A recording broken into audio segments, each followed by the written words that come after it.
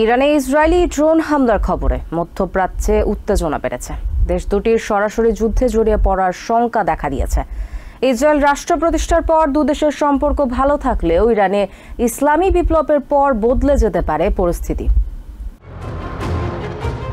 Iran Israel পাল্টাপাল্টি হামলায় মধ্যপ্রাচ্যে নতুন যুদ্ধের শঙ্কা। ইরান কি সত্যি ইসরায়েলের সাথে সরাসরি যুদ্ধে জড়াবে? দুই দেশের মধ্যে চরম বৈরী সম্পর্কই বা কেন? এমন নানা প্রশ্ন অনেকের মনে। এখন দেশ দুটি একে অপরের শত্রু হলেও অতীতে সম্পর্ক এমন ছিল না। অনেকেই জেনে অবাক হবেন, 1948 সালে ইসরায়েল রাষ্ট্র হিসেবে প্রতিষ্ঠা হলে তুর্কির পর ইসরায়েলকে স্বীকৃতি দেয়া দ্বিতীয় মুসলিম দেশ হলো ইরান। 1950 সালে ইসরায়েলকে রাষ্ট্র হিসেবে স্বীকৃতি দেয় দেশটি। ক্রমে দুই দেশের মধ্যে গড়ে ওঠে অর্থনৈতিক এমনকি সামরিক সম্পর্ক। 1957 সালে যখন ইরানের গোয়েন্দা সংস্থা সাভাক প্রতিষ্ঠিত হয়, তখন সহায়তা করে ইসরায়েলের গোয়েন্দা সংস্থা মোসাদ।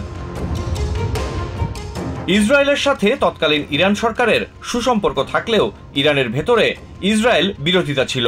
ইরানের শাহ শাসন বিরোধী বামপন্থীদের সঙ্গে প্যালেস্টাইনের ফাতা এবং এর নেতা ইয়াসির আরাফাতের যোগাযোগ ছিল। অন্যদিকে ইরানের ধর্মীয় নেতা আয়াতুল্লাহ খোমেনি এবং তার অনুসারীরাও ছিলেন প্যালেস্টাইনে ইহুদি রাষ্ট্র ইসরায়েল প্রতিষ্ঠার বিরুদ্ধে।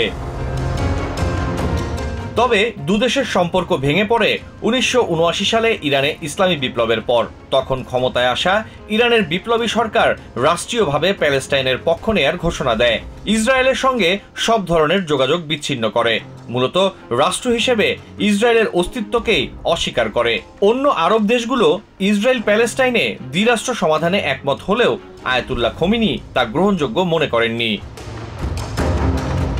পরবর্তীতে সম্পর্ক আরও খারাপ হওয়ার পেছনে কয়েকটি বিষয় কারণ হিসেবে কাজ করে, যেমন ইরানের দূরপাল্লার মিসাইল তৈরির চেষ্টা, পরমাণু প্রকল্প শুরু করা।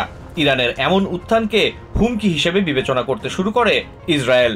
বিপরীতে ইরানের অভিযোগ, তাদের অনেক বিজ্ঞানীকে হত্যা করে ইসরায়েল।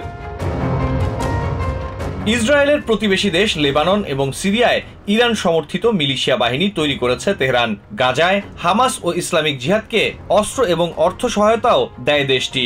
ফলে মধ্যপ্রাচ্যে নিজস্ব প্রভাব বলয় তৈরিতে প্রতিযোগিতায় জড়ায় ইরান এবং ইসরায়েল। ইরানের পরমাণু কর্মসূচিকে হুমকি হিসেবে দেখে ইসরায়েল। দেশটি ইরানের পরমাণু স্থাপনায় হামলার হুমকিও দিয়েছে বহুবার।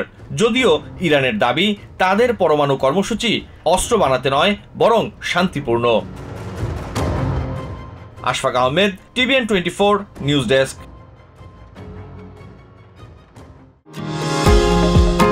নিউ ইয়র্ক থেকে সম্প্রচারিত TVN 24 টেলিভিশন বিশ্বজুড়ে বাঙালির কণ্ঠস্বর।